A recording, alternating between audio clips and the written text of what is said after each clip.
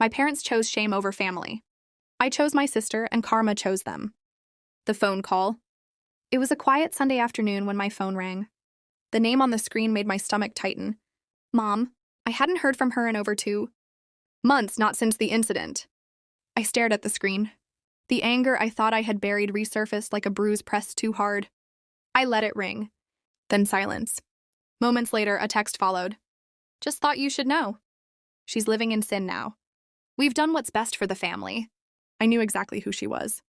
Emily, my sister, the woman who had once given me my first sip of coffee, helped me study for college exams, and stayed up all night with me when I got my heart broken at 23, the woman who had married young, raised 2 daughters in a difficult marriage, and finally had the courage to leave a man who had drained her soul.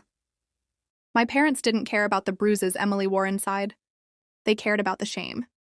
The neighbors, the church, the whispers. Divorce in their eyes was a moral failure. They disowned her, cut her off like a dead limb. But me? I couldn't. Chapter 2, the family that forgot its heart. Growing up in our home meant one thing above all. Appearances mattered more than anything.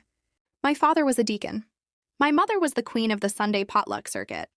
Our lives were rehearsed, choreographed, and polished like the silverware we never used except for guests. But inside our house was a cage. And Emily was always the bird with one clipped wing.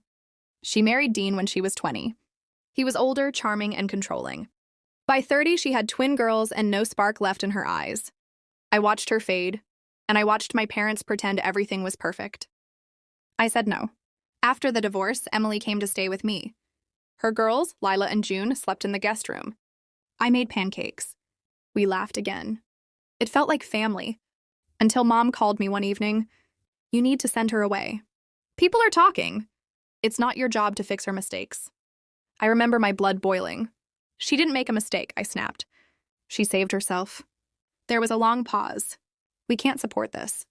You mean you can't support her? I said. Fine, then don't expect me to support you. I hung up. And that was the moment everything changed. Chapter 4, a different kind of family. Emily got a job at the local bookstore. The girls started school. We made a life, simple, quiet, healing. I posted a picture of the 4 of us, me, Emily, Lila, and June, sitting on the porch with mugs of cocoa.